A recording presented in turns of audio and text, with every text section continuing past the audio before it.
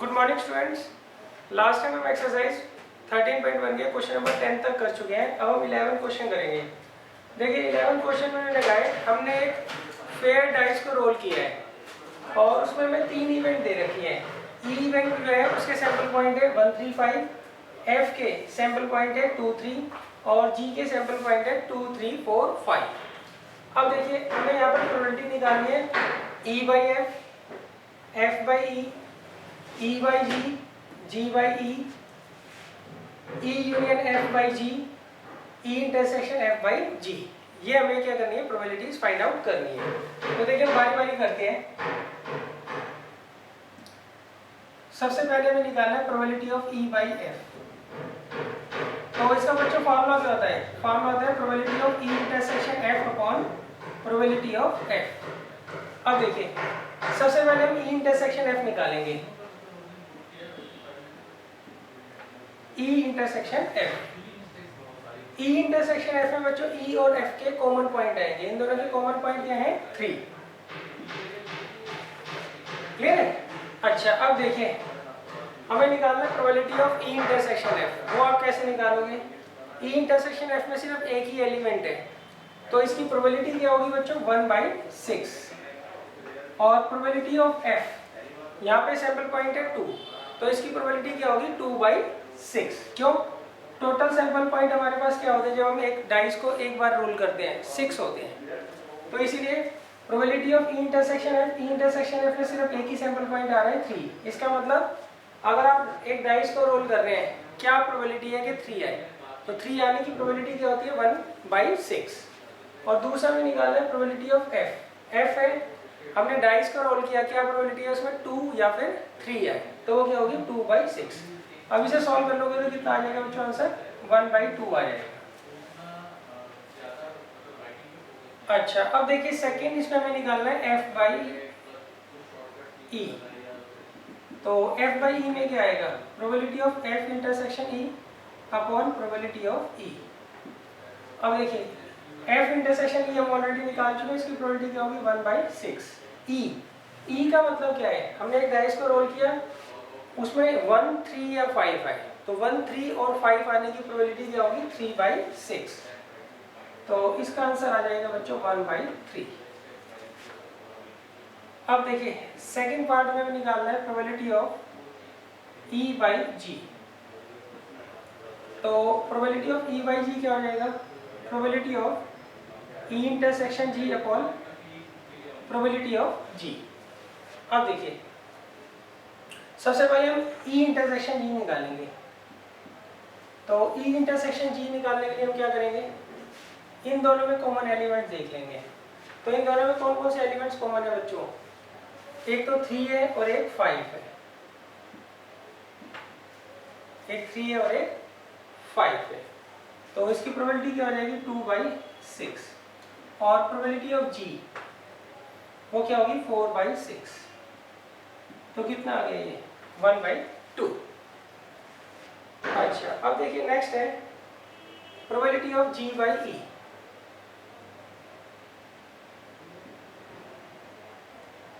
तो उसका फॉर्मूला होगा probability of G intersection E upon probability of E. तो देखिए जी इंटरसेक्शन ई वो हम ऑलरेडी निकाल चुके हैं, इसकी प्रोबेबिलिटी क्या होगी? 2/6 और ई की क्या होगी? 3/6। तो ये आ जाएगा 2/2।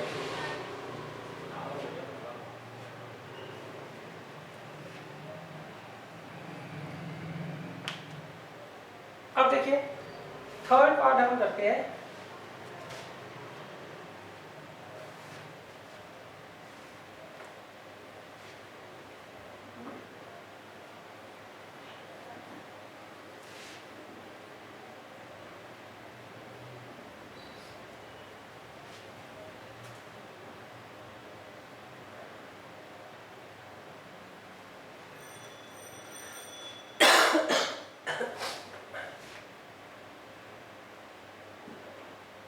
देखिए थर्ड पार्ट में हमें सबसे पहले निकालना है probability of A union F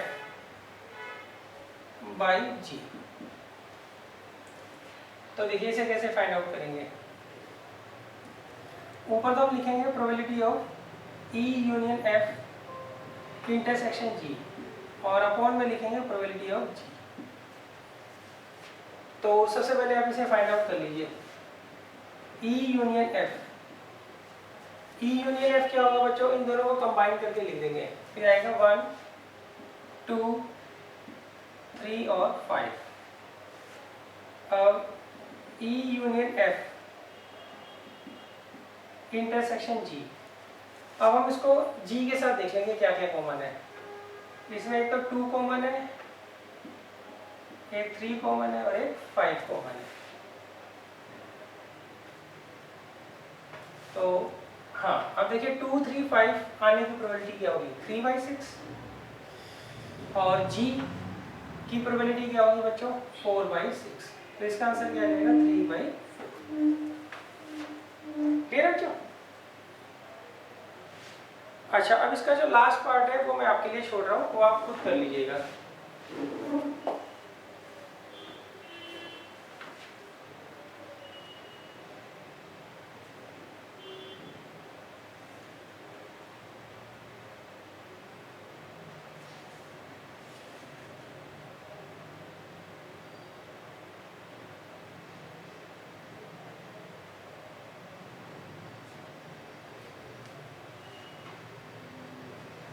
अब देखिए इसके बाद है question number 12।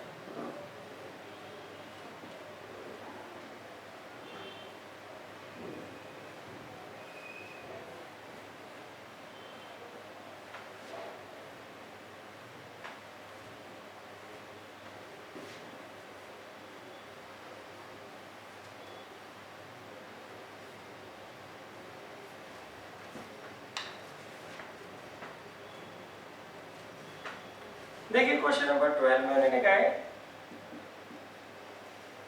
assume that each born child is equally likely to be a boy or a girl if a family has 2 children. What is the conditional probability that both are girls, given that youngest is a girl, at least one is a girl? देखिए इस question में उन्होंने कहा है एक family है, उनके 2 बच्चे हैं, सही, और उन दोनों बच्चों के बॉय और गर्ल होने की प्रोबेबिलिटी क्या है, सेम है। अच्छा, आगे वो कहते हैं find the conditional probability that both are girls, सही।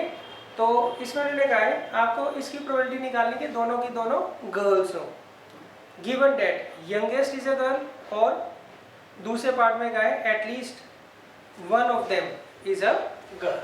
तो देखिए सबसे पहले तो यहाँ पे हम क्या करेंगे, सैंपल स्पेस बनाएंगे। सैंपल स्पेस कैसे बनाएंगे, यहाँ पर इन्होंने कहा 2 बच्चे हैं, तो दोनों बॉय भी हो सकते हैं, ये भी हो सकता है, बड़ा जो है एल्डर जो है वो बॉय हो और छोटा जो है चाइल्ड वो गर्ल हो। ये भी हो सकता है बड़ा चाइल्ड गर्ल और छोटा बॉय, ये भी हो सकता है दोनों के दोनों क्या हो, बच्चे जो है वो गर्ल हो। क्लियर है? अच्छा दोबारा समझ लीजिए इसके सैंपल स्पेस कैसे बनाओगे। उन्होंने कहा एक फैमिली में 2 बच्चे हैं और उनमें इक्वली लाइकली है, कोई भी बॉय हो सकता है कोई भी गर्ल हो सकता है। अच्छा, अब ये हो सकता है दोनों बॉय हो, बड़ा भी बॉय छोटा भी बॉय, ये हो सकता है बड़ा बॉय हो और छोटी गर्ल हो, ये भी हो सकता है बड़ी जो है वो गर्ल हो और छोटा बॉय हो, और ये भी हो सकता है कि दोनों के दोनों गर्ल हो। अब देखिए पहले केस में उन्होंने क्या कहा है, हमें प्रोबेबिलिटी निकालनी है E/F। इसमें E जो है वो इवेंट है that both children are girl, और F जो है वो आपको गिवन है। गिवन क्या है बच्चों, यंगेस्ट इज अ गर्ल। तो देखिए हमें यहाँ पे प्रोबेबिलिटी निकालनी है E/F की। तो E/F का बच्चों फॉर्मूला क्या होगा, वो होगा probability of E intersection F upon probability of F। अब देखिए सबसे पहले हम F निकालते हैं। F में उन्होंने कहा है यंगेस्ट जो है, छोटी जो है वो गर्ल होनी चाहिए, तो इन दोनों में छोटी जो है वो गर्ल है, तो इसकी प्रोबेबिलिटी क्या हो जाएगी बच्चों, 2/4।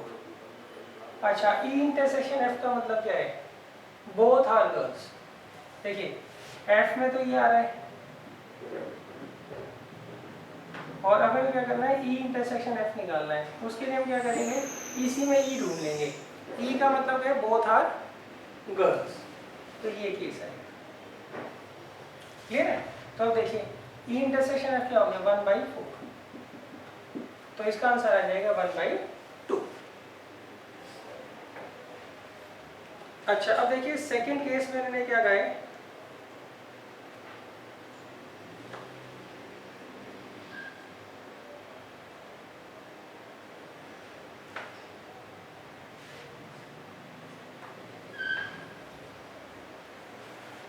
At least one is a girl. देखिए ई तो सेम है, ई क्या है यहाँ पे,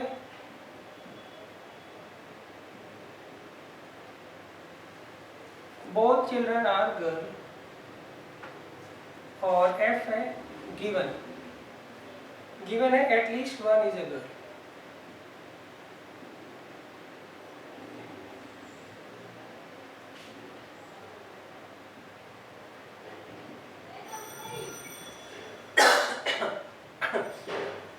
तो अब देखिए इसको कैसे करेंगे, यहाँ पे हम लिखेंगे probability of E intersection F, E by F sorry, उसका फॉर्मूला क्या होगा, probability of E intersection F upon probability of F. Clear है? अच्छा अब देखिए ये जो सेकंड केस है इसमें ई का है दोनों की दोनों जो गर्ल है, दोनों के दोनों जो बच्चे हैं वो गर्ल होनी चाहिए, और एफ गिवन क्या है, at least one of them is a girl, कम से कम उनमें से जो एक है वो क्या हो, गर्ल। तो देखिए यहाँ पे पहले हम एफ निकालते हैं।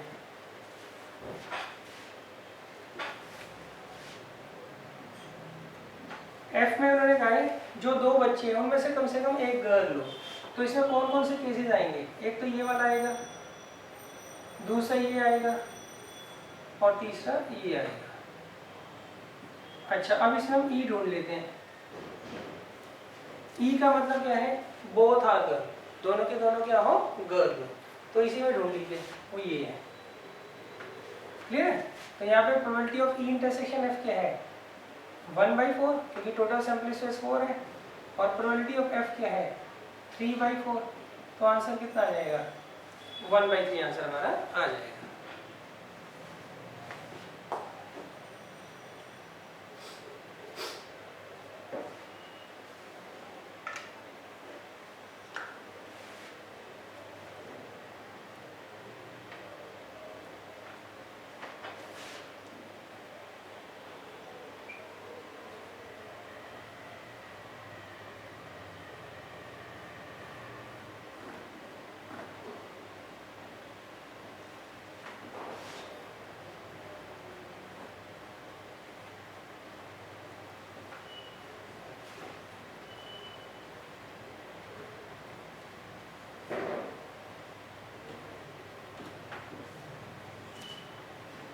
देखिए अब नेक्स्ट क्वेश्चन है, क्वेश्चन नंबर 13। इसमें हमने कहा an instructor has a question bank consist of 300 easy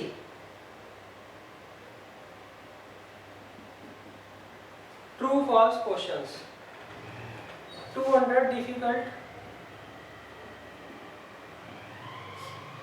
true false questions,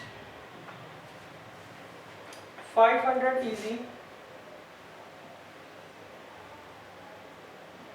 multiple choice questions, 400 difficult multiple choice question। तो ये हमें गिवन है बच्चों। अब इन्होंने कहा if a question is selected at random from the question bank, अब इस पूरे क्वेश्चन बैंक में से हमने कोई एक क्वेश्चन रैंडमली सेलेक्ट कर लिया। क्लियर है? अब पूछा गया what is the probability it will be an easy question, तो ई क्या है, एन इजी क्वेश्चन, और F given that it is a MCQ question, MCQ question.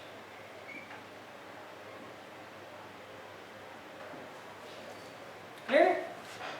तो बच्चों जिसकी प्रोबेबिलिटी हमें निकालनी होती है उस इवेंट को तो हम ई से रिप्रेजेंट करते हैं, और जो सी इवेंट गिवन होती है उसे हम क्या करते हैं, एफ से रिप्रेजेंट करते हैं। तो हमें निकालना है यहाँ पे probability of E by F. Formula क्या होता है, probability of E intersection F upon probability of F. अब देखिए सबसे पहले एफ देखिए, एफ में टोटल कितने क्वेश्चन आ रहे हैं, एमसीक्यू क्वेश्चन कितने हैं, ये 400 और ये 500, कितने हैं बच्चों, 900 क्वेश्चन हैं टोटल एमसीक्यू के। अच्छा अब ई इंटरसेक्शन एफ मतलब इन दोनों में कॉमन, सही, वो एमसीक्यू भी हो और वो इजी भी हो, एमसीक्यू भी हो और इजी भी हो। तो वो कितने क्वेश्चन है बच्चों, 500 है। दोबारा देख लीजिए, पहले हमें एफ निकालना है, एफ का मतलब है एमसीक्यू क्वेश्चन हो। तो एमसीक्यू वाले कितने क्वेश्चन है बच्चों, 500 ये है, 400 ये है, तो कितने हो गए टोटल, 900 हो गए। अब ई इंटरसेक्शन एफ का मतलब है वो इजी भी हो और एमसीक्यू भी हो। तो इजी एमसीक्यू कितने हैं, इजी एमसीक्यू कितने हैं, 500, सही। अच्छा अब इन क्वेश्चंस को सिलेक्ट करने की प्रोबेबिलिटी क्या होगी, टोटल कितने क्वेश्चंस हैं यहाँ पे, 500 और ये 900, 1400। तो ये कितना हो जाएगा बच्चों, प्रोबेबिलिटी ऑफ एफ तो हो गई 900 अपॉन 1400, दैट मीन्स 9/14, सही। और probability of E intersection F क्या हो जाएगा, 500 अपॉन 1400, क्योंकि टोटल क्वेश्चन कितने हैं, 1400 है। तो इसको हम यहाँ रख देंगे,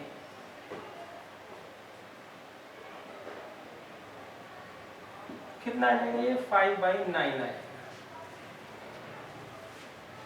क्लियर है। तो बच्चों इसमें आप ये देख लीजिएगा आप ई और एफ को किस तरीके से डिफाइन करते हैं।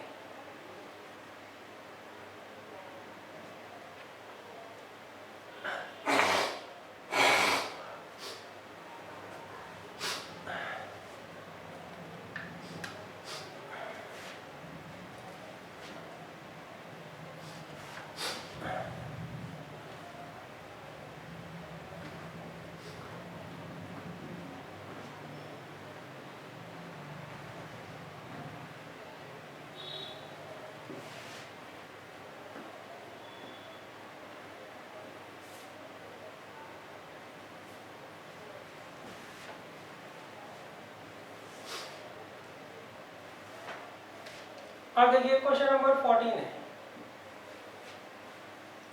क्वेश्चन नंबर 14 में उन्होंने कहा given that two numbers appearing on throwing two different dice, two dice are different. इन्होंने कहा given that two numbers appearing on throwing two dice are different. इन्होंने कहा हमने दो डाइस को थ्रो किया एक बार, उस पर जो नंबर आ रहे हैं वो डिफरेंट आ रहे हैं, ये चीज़ आपको गिवन है। अब पूछा गया है इन्होंने find the probability of the event the sum of the numbers on the dice is 4। तो देखिए यहाँ पे ई क्या है, sum of the numbers on dice is 4, और एफ क्या दिया हुआ है बच्चों आपको, two numbers appearing on dice are different। तो देखिए अब हमें निकालना है probability of E by F. क्या होगा बच्चों इसका formula, probability of E intersection F upon probability of F. Clear है। तो इसे निकालने के लिए हम क्या करेंगे, पहले सैंपल स्पेस बना लेते हैं। अगर हम दो डाइस को एक बार फेंकते हैं तो उसमें सैंपल स्पेस बच्चे ये बनेंगे 1 1 1 2 1 1 का मतलब है पहले डाइस पे 1, दूसरे डाइस पे भी 1। 1 2 का मतलब है पहले डाइस पे 1 है और दूसरे पे 2 है।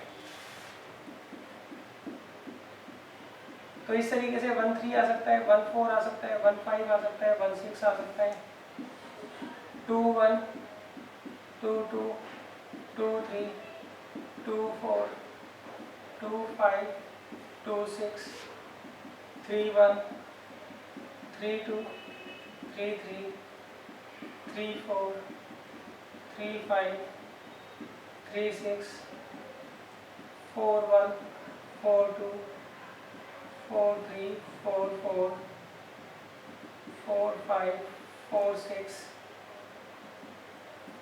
5 1 5 2। टोटल बच्चों ये 36 सैंपल स्पेस इसमें बनेंगे।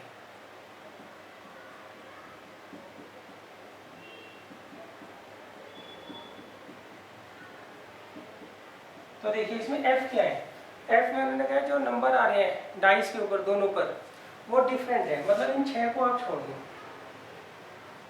इन 6 को आप छोड़ दो, बाकी सारे क्या हैं f बना रहे सही। तो मैं इनको छोड़ देता हूँ 6 को, तो बाकी क्या हो गया f हो गया।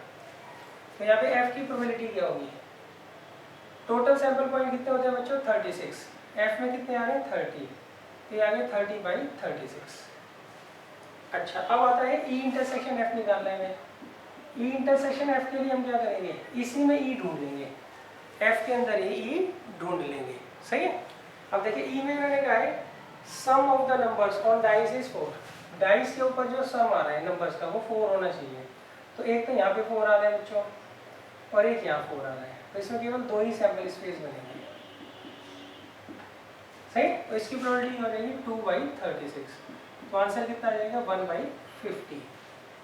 क्या आ जाएगा आंसर 1/50।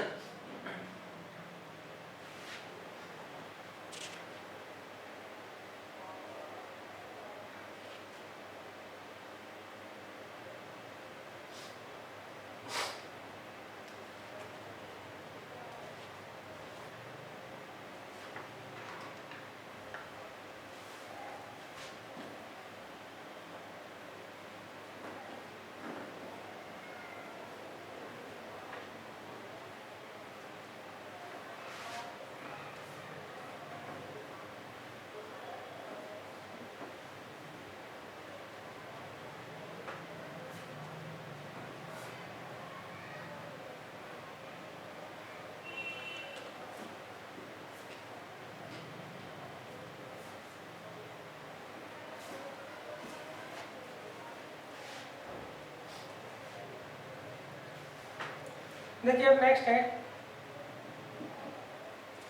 Question number 15। इसमें उन्होंने कहा consider the experiment of throwing a dice. इसमें हमें क्या करना है, एक एक्सपेरिमेंट करना है जिसमें हम डाइस को थ्रो कर रहे हैं। If multiple of 3 comes up, देखिए जब आप डाइस को थ्रो करते हो तो या तो 1 आएगा, 2 3 4 5 6, इसमें से कुछ भी आ सकता है। अब वो कहते हैं अगर मल्टीपल ऑफ 3 आता है, मल्टीपल ऑफ 3 मतलब ये और ये आता है, इन डेट केस हम क्या करेंगे, थ्रो द डाइस अगेन। तो हम डाइस को क्या करते हैं दोबारा उछालते हैं, इस केस में डाइस को दोबारा उछालते हैं। जब डाइस को हम दोबारा उछालेंगे तो क्या सैंपल पॉइंट बन सकता है 3 1, मतलब पहले 3 आया फिर 1, 3 2 मतलब पहले 3 फिर 2, 3 3 3 4 3 5 3 6, तो ये हमारे सैंपल पॉइंट बन जाएंगे। क्लियर है। अच्छा 6 के केस में 6 1, पहले 6 आया फिर 1 आया जब दोबारा उछाला है, तो फिर 6 2, फिर 6 3, फिर 6 4, फिर 6 5 और लास्ट में 6 6, ये इसके सैंपल पॉइंट बन सकते हैं। अच्छा आगे मैंने कहा है if any other numbers comes toss a point. अगर मान लीजिए मल्टीपल ऑफ 3 के अलावा कुछ आता है, दैट इज 1 2 4 5 आता है अगर, तो हम क्या करते हैं कॉइन को टॉस करते हैं। तो 1 के साथ हेड आ सकता है, 1 के साथ टेल आ सकता है, यहाँ पे 2 के साथ हेड, 2 के साथ टेल, 4 के साथ हेड, 4 के साथ टेल, 5 के साथ हेड, 5 के साथ टेल।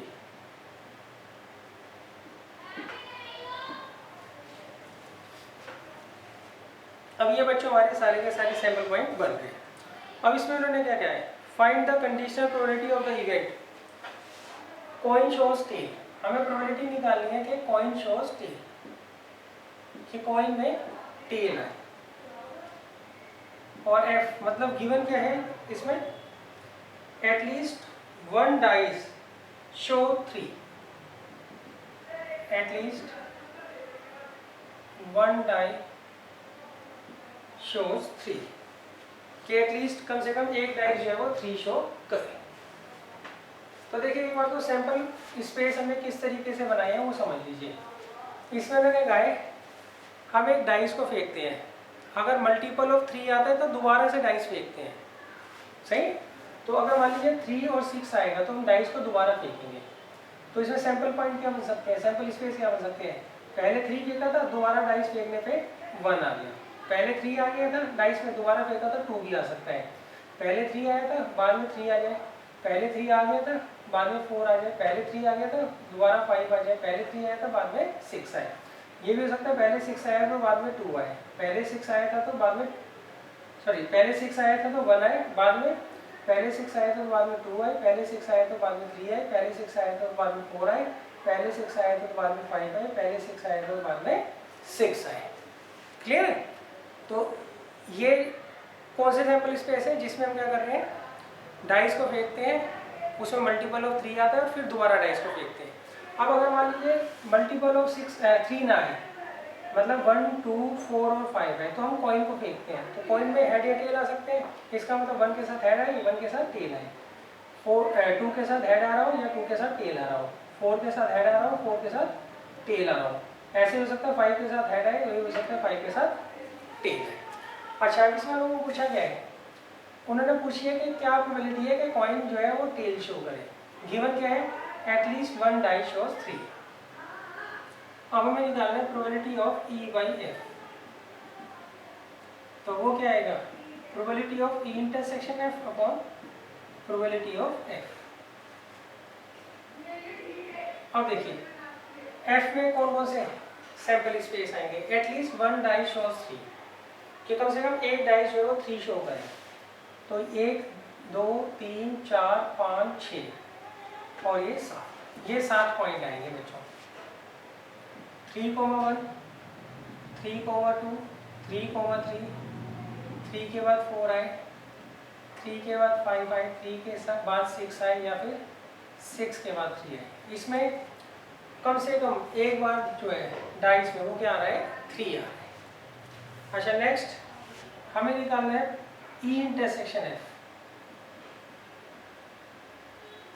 तो हम इसी में ही ढूंढ लेते हैं, सही। तो ई क्या दे रखा है इन्होंने, कॉइन शोज टेल। अब इसमें देखिए ऐसा कोई केस बन रहा है जिसमें कॉइन जो है वो टेल शो कर रहा हो, कॉइन तो इसमें उछाला ही नहीं, तो वो क्या हो जाएगा 5। क्लियर है। तो इसकी प्रोबेबिलिटी क्या होगी 0। तो अब इसकी प्रोबेबिलिटी एफ की प्रोबेबिलिटी जो मर्जी हो, आंसर आपका जो है वो 0 ही आएगा। मतलब ये जो इवेंट है ये इम्पॉसिबल इवेंट है, ऐसा हो ही नहीं सकता है, जब भी तो इसकी प्रोबेबिलिटी क्या आ रही है 0 आ रही है। क्लियर बच्चों। अच्छा देखो वैसे तो आपको इसमें निकालना नहीं है कि प्रोबेबिलिटी ऑफ एफ क्या होगी, क्यों, जब न्यूमरेटर 0 आ रहा है तो डिनोमिनेटर में जो मर्जी आए अदर देन 0, तो आंसर हमेशा क्या आता है 0 ही आता है, सही। तो फिर भी मैं आपको बता देता हूँ कि प्रोबेबिलिटी ऑफ एफ हम यहाँ पे कैसे निकालते हैं। अच्छा एक बात ध्यान रखना, इस केस में ये सारे के सारे इक्वली लाइकली नहीं है। क्लियर है, ये सारे के सारे जो है वो इक्वली लाइकली नहीं है। आप इसको ऐसे नहीं गिनोगे कि टोटल सैंपल पॉइंट कितने हो गए 4 और ये 6 10 2 12 14 और 6 20 हो गए, सही। तो इसकी प्रोबेबिलिटी क्या होगी 1 2 3 4 5 6 7 7/20 होगी, ऐसा नहीं है बिल्कुल भी, ये ध्यान रखना, सही। 7/20 एफ की प्रोबेबिलिटी जब होती है जब ये सारे के सारे इक्वली लाइकली होते हैं। क्लियर है, सबके आने की प्रोबेबिलिटी सेम होती है। क्यों, एक जगह कॉइन उछाल रहे हो तो डाइस उछाल रहे हो, डाइस में 6 सैंपल पॉइंट होते हैं, कॉइन में 2 होते हैं, तो इक्वली लाइकली तो हो ही नहीं है। क्लियर। अच्छा तो अब इसकी प्रोबेबिलिटी फिर निकालेंगे कैसे। अच्छा सबसे पहले देखिए 3,1, क्लियर। 3,1 आने की प्रोबेबिलिटी क्या होगी, single throw of a dice में 3 आने की प्रोबेबिलिटी क्या होती है 1/6, और single throw of a dice में 1 आने की प्रोबेबिलिटी क्या होती है 1/6। तो ऐसे ही कितने हैं बच्चों 1 2 3 4 5 6 7 है, तो इसकी प्रोबेबिलिटी क्या होगी बच्चों 7/36। प्रोबेबिलिटी ऑफ एफ क्या होगी यहाँ पे 7/36 होगी बच्चों। क्लियर है। अच्छा कोई ये पूछे कि इसकी प्रोबेबिलिटी क्या होगी 1 और 4 की। अच्छा single throw of a dice में 1 आने की प्रोबेबिलिटी क्या होती है 1/6 और single toss of a coin में हेड आने की प्रोबेबिलिटी क्या होती है 1/2। तो ये क्या होगी 1/12। तो इसके आने की प्रोबेबिलिटी 1/12 है, इसकी 1/36 है। क्लियर है? आगे समझ। अगर ये इक्वली लाइकली होते हैं तो इसकी प्रोबेबिलिटी भी 1/20 होती, इसकी भी क्या होती 1/20। क्यों? टोटल इसमें सैंपल पॉइंट कितने बन रहे हैं 20 बन रहे हैं, मगर इक्वली लाइकली नहीं है, इसलिए इसको हम इस तरीके से फाइंड आउट करेंगे। वैसे आप इसमें निकाल के बताना प्रोबेबिलिटी ऑफ एफ जो मर्जी हो, जब उसका न्यूमरेटर ही 0 है तो आंसर क्या आएगा 0 ही आएगा।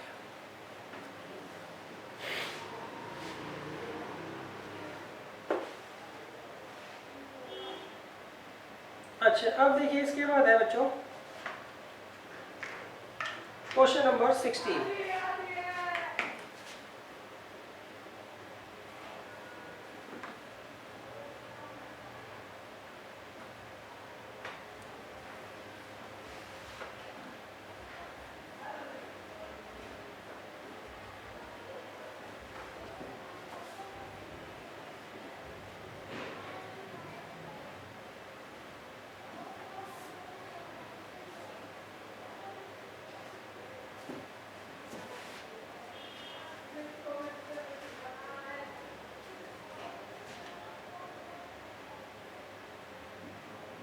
देखिए क्वेश्चन नंबर 16 में मैंने कहा है यहाँ पर हमें प्रोबेबिलिटी ऑफ ए दे रखी है 1/2, प्रोबेबिलिटी ऑफ बी दे रखा है 0, हमें यहाँ पे probability of A by B निकालना है। तो देखिए ए बाई बी आप कैसे निकालोगे, probability of A intersection B upon probability of B. ठीक है? अब यहाँ पे प्रोबेबिलिटी ऑफ बी क्या दे रखा है 0 दे रखा है और ए इंटरसेक्शन बी आपको नहीं दे रखा है। ऐसे आप निकाल लोगे प्रोबेबिलिटी ऑफ बी अगर 0 है तो ए इंटरसेक्शन बी भी क्या होगी 0 ही होगी। तो 0/0 क्या हो गया बच्चों, ये नॉट डिफाइन आ गया। तो इसका आंसर क्या आएगा नॉट डिफाइन। क्लियर है बच्चों?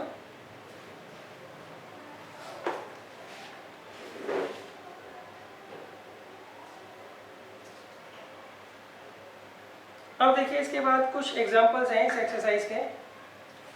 सबसे पहले एग्जांपल 7 है। एग्जांपल 7 जो है वो क्वेश्चन नंबर 15 की तरह है।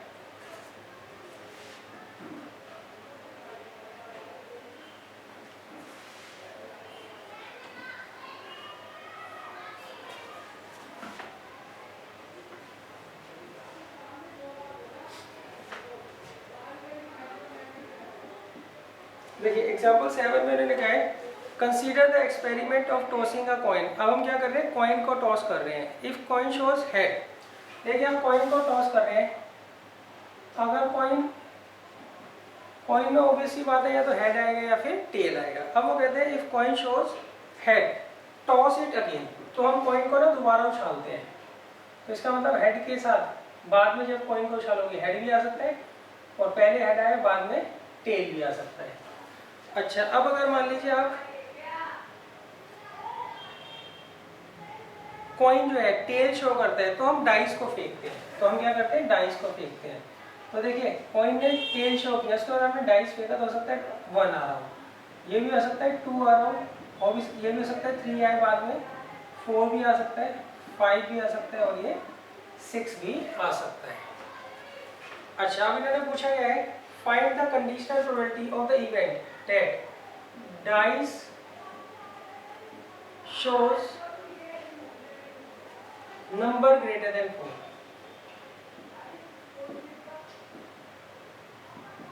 Dice shows number greater than 4 और यहाँ पर गिवन क्या है, गिवन है there is at least 1 tail, there is at least 1 tell.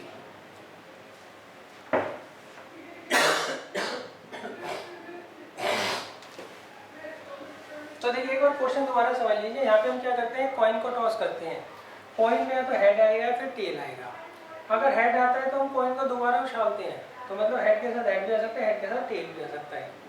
और अगर कॉइन में टेल आता है तो हम क्या करते हैं, दोबारा से क्या करेंगे, कॉइन को नहीं उछालेंगे, अब हम क्या करेंगे, डाइस को उछालेंगे। तो ये भी हो सकता है, पहले कॉइन में टेल आया, बाद में 1 आया डाइस में।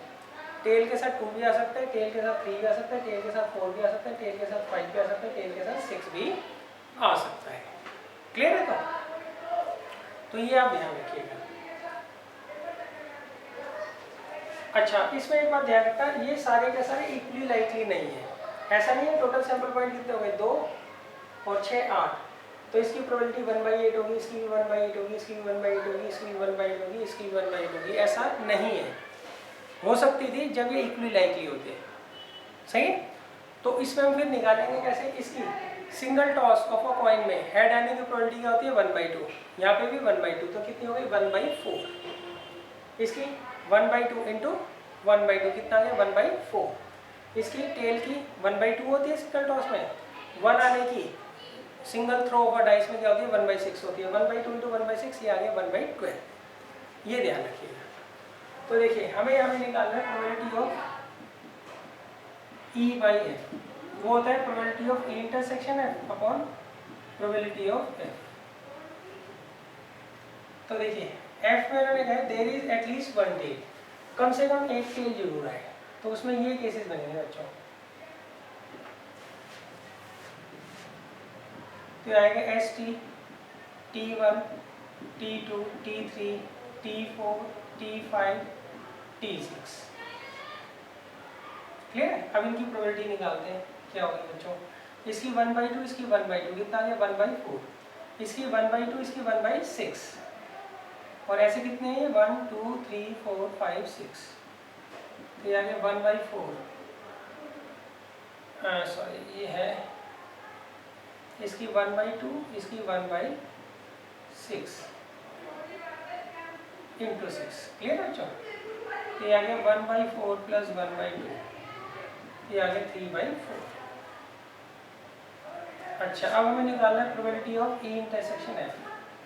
तो उसके लिए आप क्या करिए, E इंटरसेक्शन F ढूंढ लीजिए। E इंटरसेक्शन F ढूंढने का क्या तरीका है, इसी में ही ढूंढ लो। E क्या है, die shows number greater than 4, तो नंबर ग्रेटर देन 4 इसमें आ रहा है, ये आ गया T5 और ये T6। अच्छा, T की आने की प्रोबेबिलिटी क्या होती है, single toss of a coin की 1/2, 5 आने की 1/6, तो 1/2 इंटू 1/6, और कितने हैं, 2 है, तो ये आ जाएगा 1/6। क्लियर है बच्चों? तो इसकी जगह तो आ जाएगा 1/6 और F की जगह आ जाएगा 3/4। अब इसे सॉल्व कर लेंगे बच्चों, 2 से काट दीजिए इसको,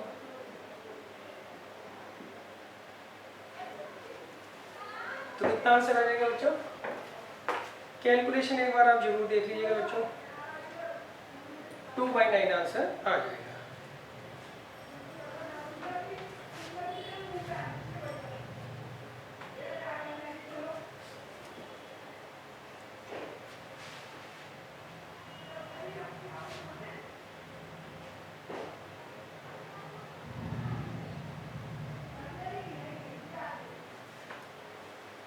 अब देखिए नेक्स्ट एग्जांपल 6।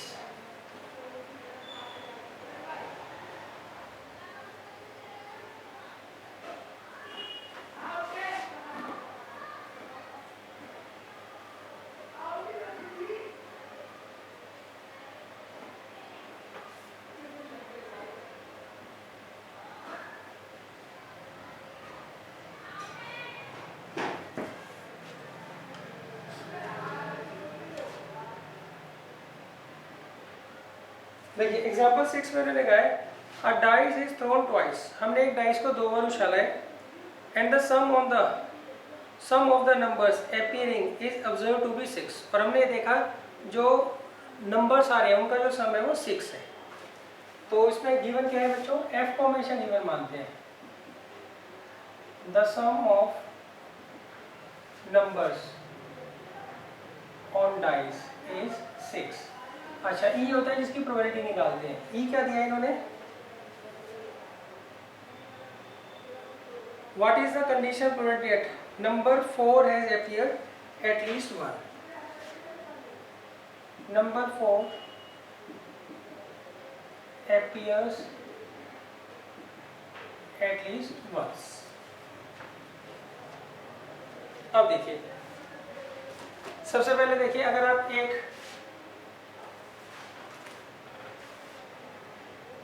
एक डाइस को 2 बार अगर आप उछालते हैं तो कौन कौन से सैंपल स्पेस बनेंगे? ये हो सकता है दोनों में 1 आए, पहले में 1 दूसरे में 2, पहले में 1 दूसरे में 3। इस तरीके से बच्चों टोटल 36 जो है सैंपल स्पेस बन जाती है।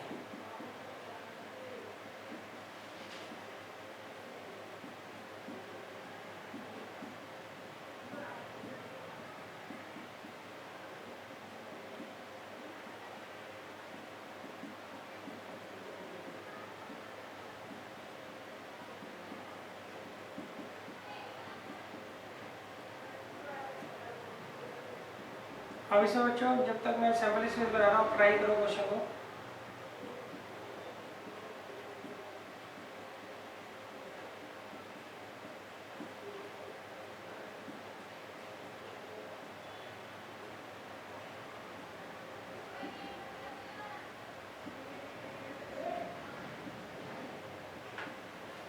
अब देखिए,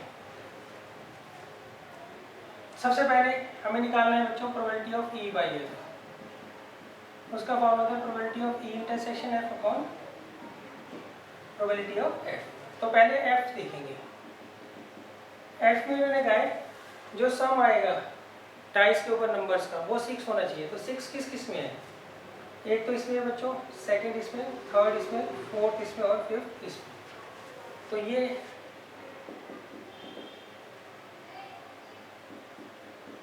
अभी कुछ और भी है, वो भी ढूंढ लेते हैं।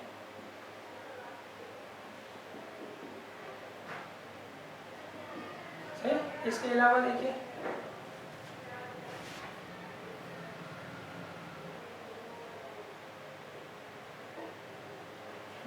इसके अलावा बच्चों कोई देखिए है,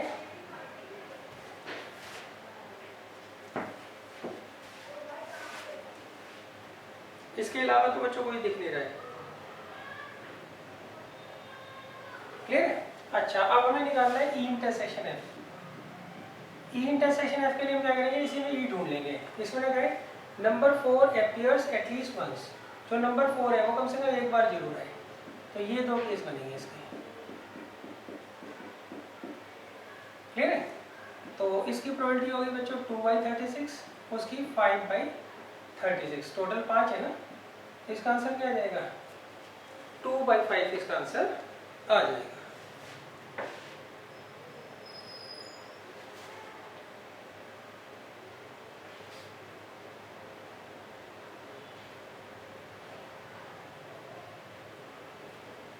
अब देखिए नेक्स्ट है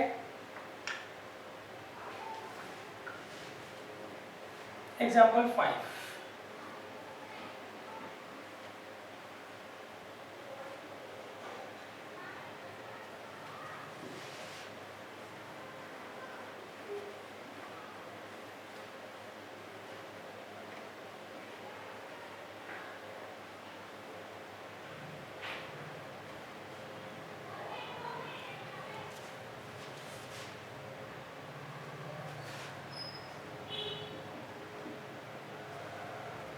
इसमें मैंने कहा है a dice is throne 3 times. हमने क्या कहा है, एक डाइस को 3 बार उछाला है। Event A and B are defined as follows.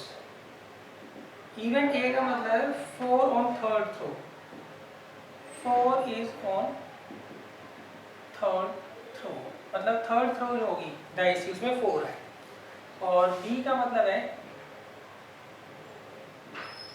6 on first and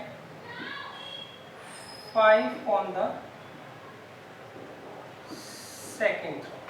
मतलब पहली थ्रो पर तो 6 है और दूसरी थ्रो पर 5 है। अब हमें निकालना है फाइंड द प्रोबेबिलिटी ऑफ ए, जबकि बी जो है ऑलरेडी हो चुकी हो, मतलब बी आपको यहाँ पर जो है गिवन है। क्लियर है बच्चों? अच्छा अब देखिए probability of A by B किसके बराबर होता है, probability of A intersection B upon probability of B. तो इसमें हम पहले बी निकाल लेते हैं। बी में मैंने कहा है 6 पहले पर है और 5 सेकंड पर है, तो इसके कौन कौन से सैंपल फाइल बन सकते हैं, 651, 652, 653, 654, 655, 656। तो ये टोटल 6 केसेस बन सकते हैं, जिसमें पहली थ्रो में तो 6 आ रहा है और दूसरी थ्रो में 5 आ रहा है, तीसरी थ्रो में जो मर्जी है। क्लियर है? अच्छा अब ए इंटरसेक्शन बी कैसे निकालोगे आप, इसी में ये ढूंढ लीजिए। ए में क्या है 4 जो है वो थर्ड थ्रो पर है, तो वो ये केस बनेगा बच्चों 654। सही। अच्छा इसके टोटल सैंपल स्पेस भी बना सकती हो आप, कि आपने एक डाइस को 3 बार उछाला तो उसके सैंपल स्पेस बना, वो पॉसिबल नहीं है। क्यों? टोटल उसके कितने बनेंगे, 216 सैंपल स्पेस बनेगी। क्लियर है? तो probability of A intersection B favourable 1 है, total 216। Probability of B favourable 6 है, टोटल है 216। तो आंसर कितना आ जाएगा बच्चों, 1/6। क्लियर है? जब भी आप एक डाइस को 3 बार उछालते हो तो उस केस में क्या होता है, टोटल उसके 216 सैंपल पॉइंट बनते हैं। ये आप ध्यान रखिए। क्लियर? कैसे पता लगता है, देखिए पहली बार जब आप डाइस को फेंक रहे हो तो कितने आउटकम आ सकते हैं, 6। और दूसरी बार जब फेंकोगे तो कितने आउटकम आ सकते हैं, 6। तीसरी बार फेंकोगे तो भी 6। इन तीनों को मल्टीप्लाई कर लो तो कितना आ जाएगा, 260।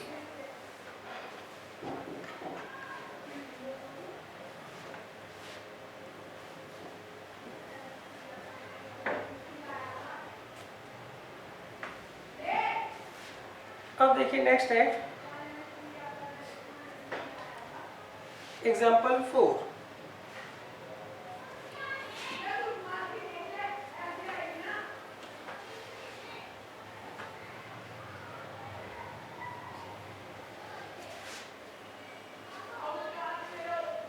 देखिए एग्जाम्पल 4 में उन्होंने कहा है, in a school there are 1000 students out of which 430 are girls. देखिए 1000 स्टूडेंट्स हैं, उसमें 430 जो है वो गर्ल्स हैं। It is known that out of 430 10% of the girls study in class 11th। उसमें से 10% जो गर्ल्स हैं वो क्लास 12th में है। तो 430 का 10% कितना आएगा बच्चों, कैसे निकालते हैं हम 10%, 10 से मल्टीप्लाई करके 100 से डिवाइड कर लेते हैं, तो आएगा ये 43। आगे, what is the probability that a student chosen randomly studies in class 12th given that chosen student is a girl। Clear है? अच्छा अब इसमें उन्होंने कहा है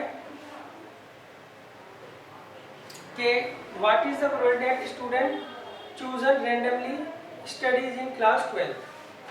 तो E selected student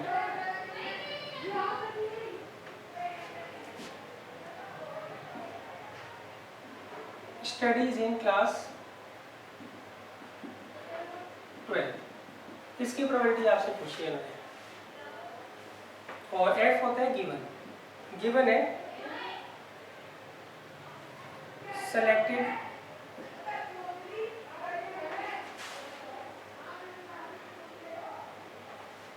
student is a girl.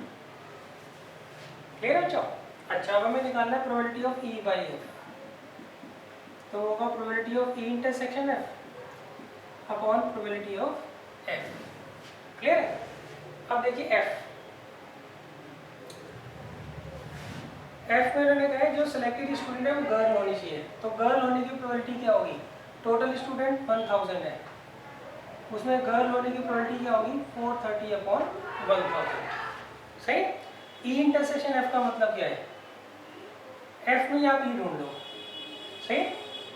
E intersection F का मतलब है जो गर्ल हो 12th क्लास की हो, तो 12th क्लास की गर्ल होने की प्रोबेबिलिटी क्या होगी 43/1000। तो इसे आप सॉल्व कर लीजिएगा, 1/10 आपका आंसर आ जाएगा।